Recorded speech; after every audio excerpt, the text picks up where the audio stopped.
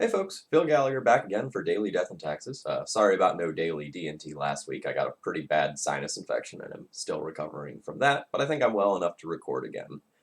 Thank you to the 4 of you who donated to keep Daily D&T going in the meantime. This week's Daily D&T is brought to you by Kevin B. So thank you very much for that support. I really appreciate it. All right, looking at our deck list for the day, this is one from a Legacy Challenge by Shiro Mooney. And I thought it was an interesting approach to D&T at the moment.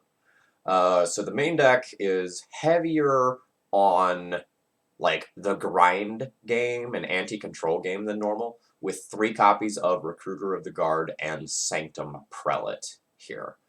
So this is coming at the cost of a lot of the generic beaters that you might normally see. So, there's nothing like Mirren Crusader, Brimaz, or anything of that nature. Double Prelate, triple Recruiter, and 1 Remorseful Cleric fills out the flex slots. In the lands, we have a Factory and a Cavern of Souls, and it's sort of an anti-creature card so that some of these smaller creatures can get in. We do have a Walking Ballista. The reason I chose to play this deck list this week was actually because of the sideboard, though, because I think it's a cool approach. There's 3 Planeswalkers and an additional Palace Jailer in the sideboard, so that you can, like, really commit hard to the board. And if you have something that can repeatedly produce creature just turn after turn after turn, that can really be good at pressuring something like an Oko that sticks on the board. So we have a lot of combo hate, especially if someone is playing a graveyard-based deck. We have a decent number of ways to attack permanents. And Active Authority is sort of a neat one. I'm going to just make that one bigger in case you haven't played with it before. So when an ETB, you exile an artifact or enchantment, and at the beginning of your upkeep, you can exile another artifact or enchantment. If you do, your opponent gets control of Active Authority. But you can then reset it with a Flicker Wisp and do some cute things and exile a bajillion artifacts. So let's just go ahead and hop into a league and see how we're doing. People have been telling me that D&T is pretty well positioned right now. I'm a touch skeptical personally, but a lot of my inclinations about how good a deck is have been wrong. So, like, I thought Red Prison was a very, very bad deck, and then I played, like, 10 leagues with it, and it was absolutely crushing. I recognize this username. I should know what they play.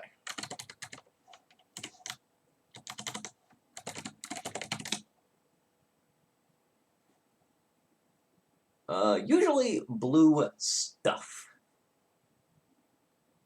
Although 1 Eldrazi Taxes finish. Oh, looks like the league trophy count is going to be resetting in a couple of days. What does this hand do? It doesn't cast this Recruiter. Doesn't cast this sword. Hello, Phil. Hey, hey. You're on tomorrow's Daily D&T. I don't know that this hand actually does anything that's all that great. We draw a 3rd land. Is this hand even so good? I kind of just want to mulligan this one and find something that plays the board a little bit better earlier. I'm going to keep this and hope my opponent isn't playing... no, I should probably get rid of the 4th land.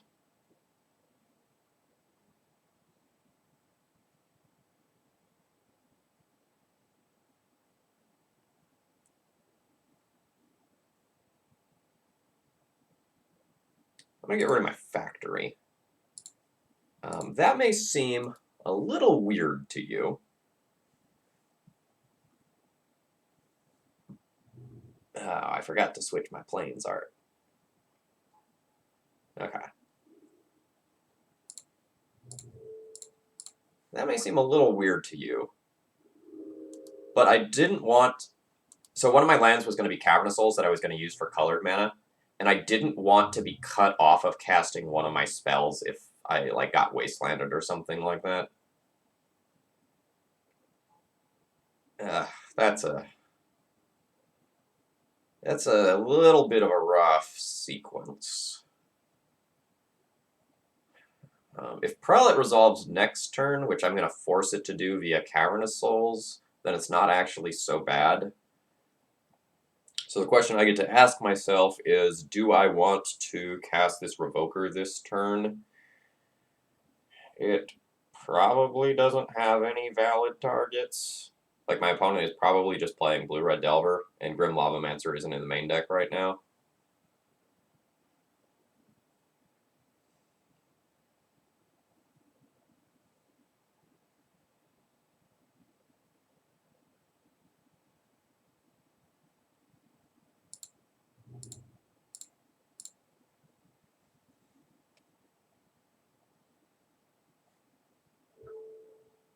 So, since I don't think my opponent has any targets, we name Oka. Because that card is stupid, stupid good. My opponent's just probably going to, like, ponder again, and hopefully not play another threat. So the worst thing my opponent can do is Wasteland us. The second worst thing they can do is play, like, a young Pyromancer.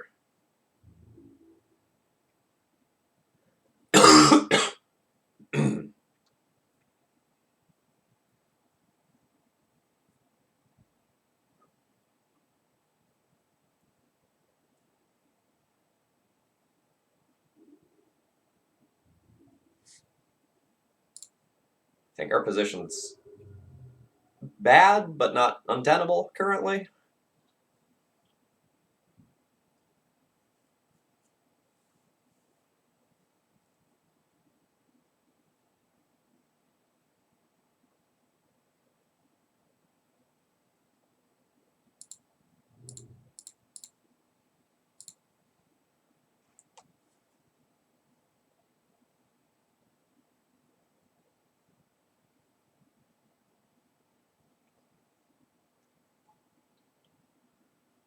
Alright, a Lightning Bolt is so good against us currently.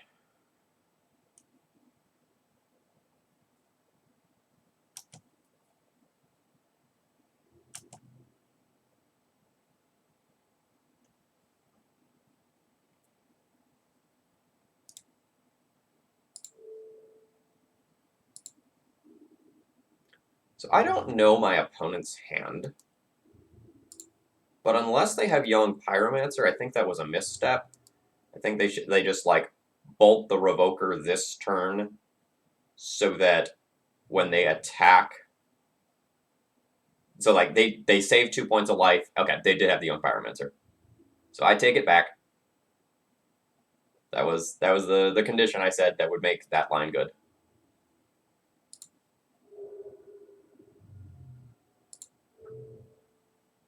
Human.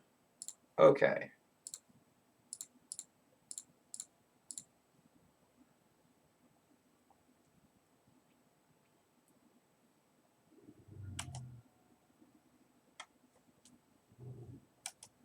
Oh, my opponent is Grixis after all.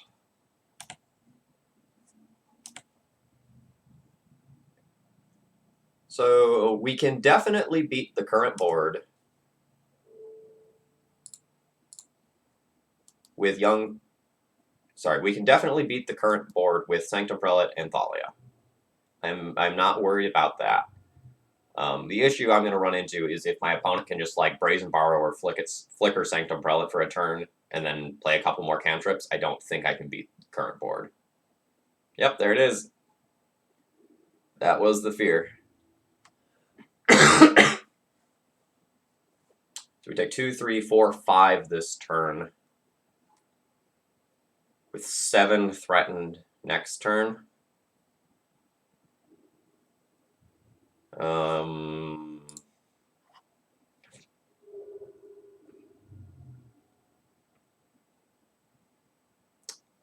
that's not good.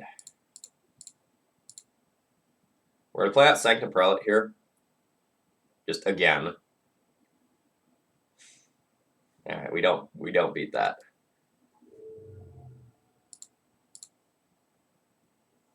I'm gonna play it out just so, like, you can see the tail in its matchup and see if we actually see any black cards out of my opponent.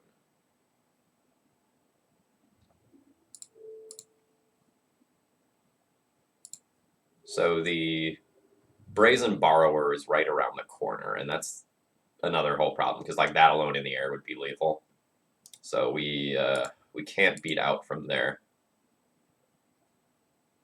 That's a shame. We probably had that one locked out without the Brazen Borrower coming in. Alright, so we're playing against a Delver deck here. And a Delver deck specifically that has Young Pyromancer in it. Oh man, we don't have anything like Path to Exile on the sideboard. I didn't notice that when I threw this deck list into Moto. That's going to make my sideboarding a little bit interesting.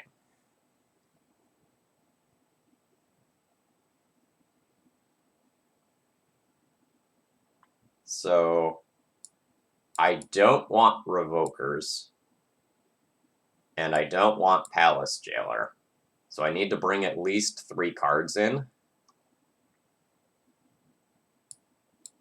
I also don't love Triple Recruiter of the Guard, but it looks like we're playing those in this matchup. I don't think I have much choice in that. So I can either leave in a Palace Jailer to try to clean up some shenanigans, or I can do something like board in Rest in Peace or Deafening Silence. I really don't like Palace Jailer against these Delver decks right now, at least this color combination, because you have like flyers on the other side to worry about, as well as your opponent going wide of you.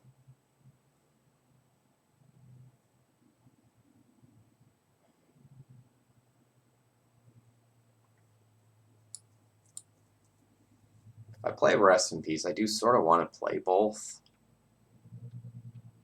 and like just really work on shutting off Arcanist as a threat.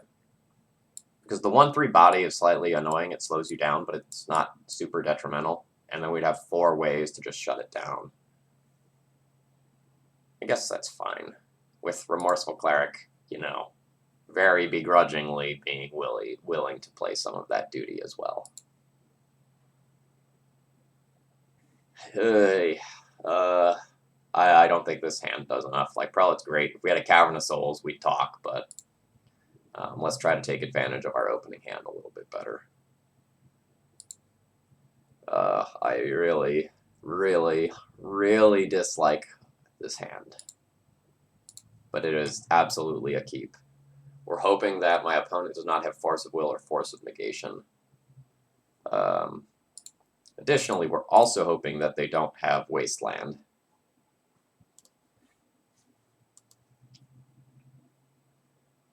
Because I don't have a ton going on.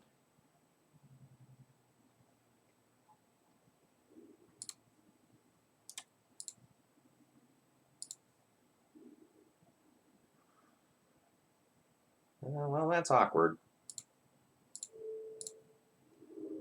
Oh, nice. Alright, don't have a Smash Smithereens or equivalent. A Braid, probably.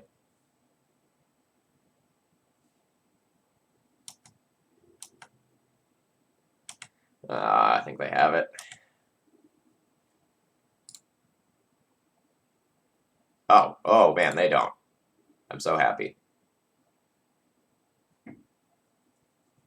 Alright, we're just going to go to their turn, and in their upkeep, I'll put in an Uncounterable Thalia.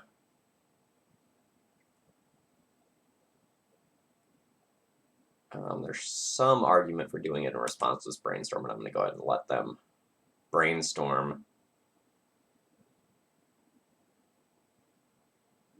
And then I'm going to go ahead and activate this in in end step now, so that they can't abrade my Vial in response to me activating and trying to put Thalia in.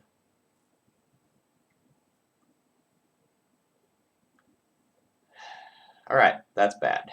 That's very bad for me.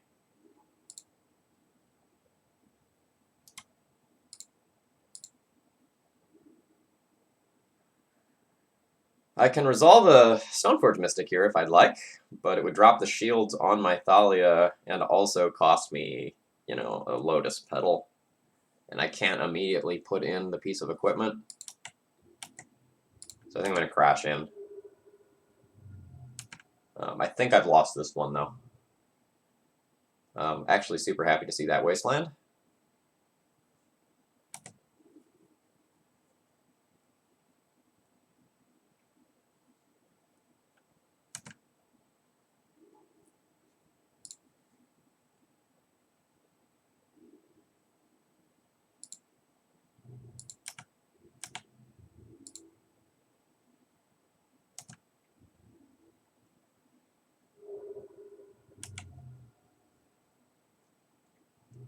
There's some argument for holding the Thalia back there, but I haven't really given my opponent an opportunity to lightning bolt it yet.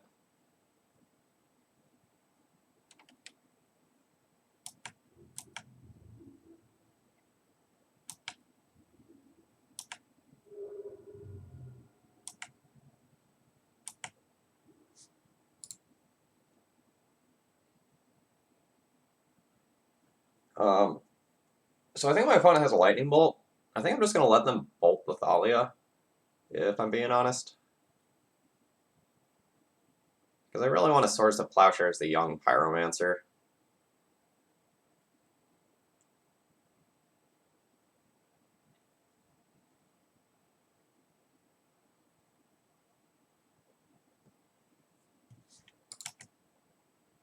So I'm not going to play out this Caracas and try to protect this.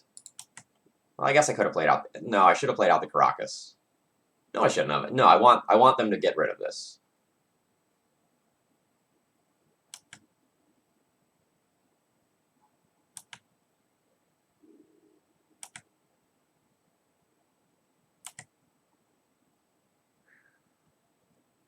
Now, the next question is, do I play out this Caracas and source the Plowshares, or do I just play out another card? I play around Daze by playing out Caracas, but I play into a Wasteland. I also give myself the possibility of Council's Judgmenting next turn if I play out this land. But I take away the guaranteed possibility of playing Stoneforge or Thalia. I think I'm not going to play around Daze.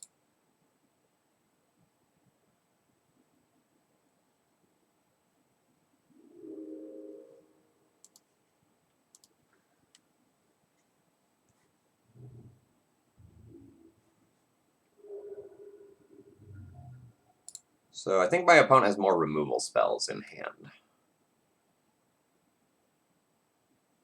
They don't have a threat, or they would have played it out. They don't have a Daze. So we're looking at like lands, removal spells, and a Force of Will that wasn't worth playing. They played out a 5th land that like wasn't necessary, so like Force of Will is at least somewhat likely.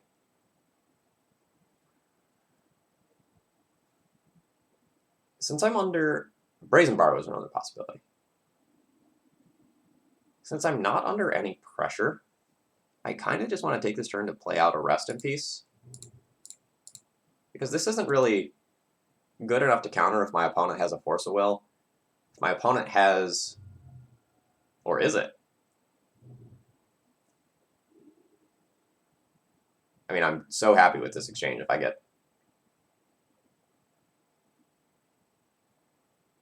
Mystic Sanctuary in Delver, even. Alright.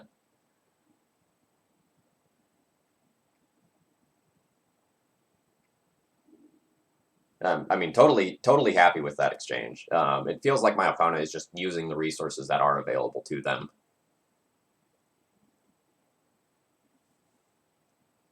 I don't know how heavy their flex slots are on the graveyard. Like, I don't know if they're playing, like, Bedlam Revelers or Anglers. But if it's more than just the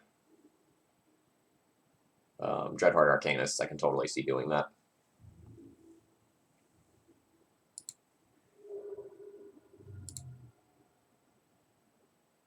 Land, please.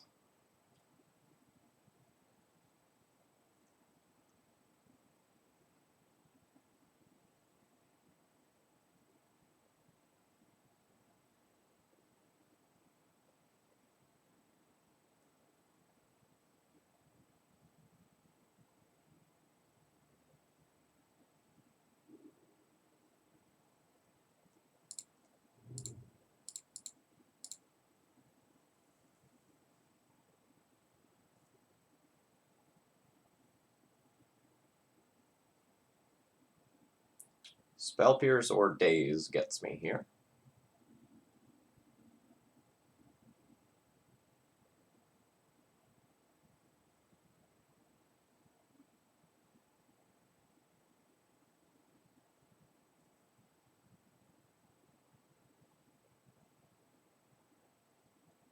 There's a world where we try to get cheeky and cute and remove the Null Rod instead.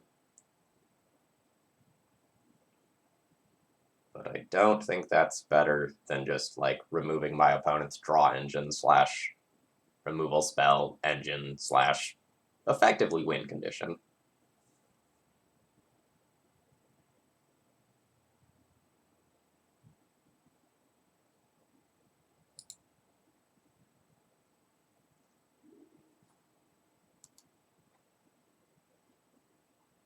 We don't need the Ethervial that much. Like, next turn we can dump in 2 creatures just with the lands that we have. Ugh, I say. Alright, so these are uncastable currently.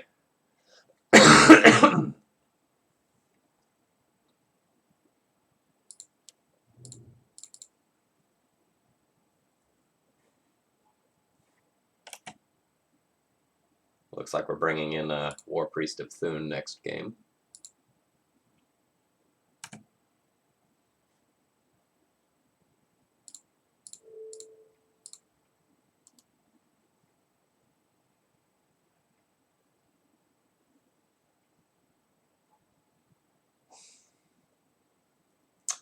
Okay.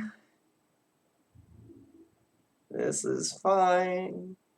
That was just a missed point of damage.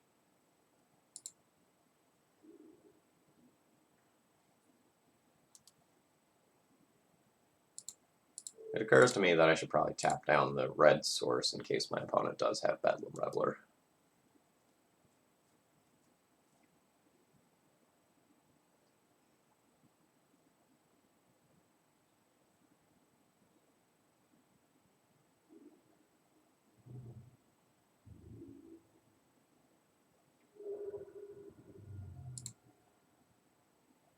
Land?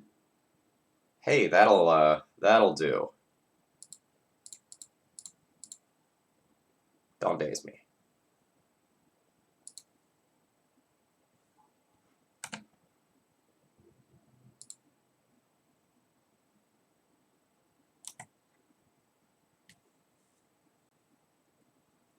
This is our win condition now.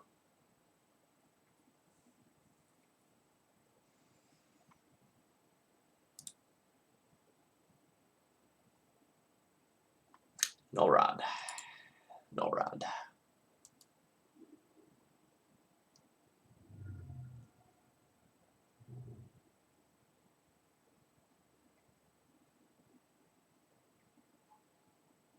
My opponent did have Bedlam Revelers. So they got an Ancestral, and now we're further away from the Battered Skull. Alright. I don't know in what worlds we get out of this one now.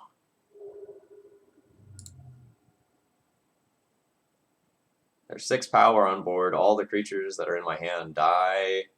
Alright, yep, I'm okay with throwing in the towels here. GG. I did not expect dedicated hate out of this deck. Alright, we'll be back next round. I hope you enjoyed.